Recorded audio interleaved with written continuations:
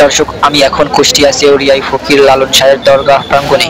এখানে চলছে ঐতিহ্যবাহী লালন মেলা।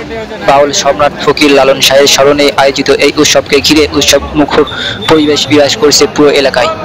প্রতি বছরের মতো এবারও ফাল্গুনের পূর্ণিমায় দেশের নানা প্রান্ত থেকে হাজারো মানুষ ভিড় জমিয়েছে এই আখড়া বাড়িতে। কেউ এসেছে লালনের দর্শন জানতে, কেউ এসেছে শুধু ভালোবাসার গান শুনতে। 3 দিন ব্যাপী এই মেলায় সারা রাত ধরে চলে বাউল গানের আসর, ভাব বিনিময় আর লালনের মানবতা বার্তা ছড়িয়ে দেওয়ার অনুষ্ঠান। বাউলরা বলছেন, লালনের গান আমাদের শেখায় মানুষই মানুষের আসল ধর্ম।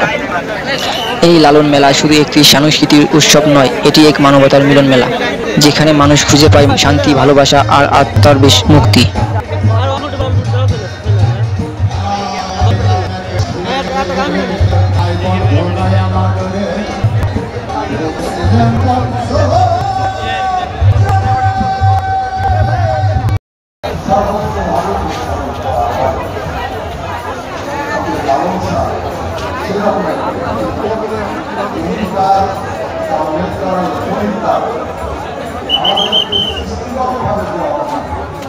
সেটাকে মানুষের কাছে করিয়ে দিতে আমরা একটু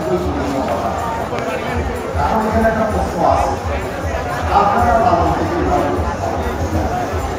যারা এই বিষয়ে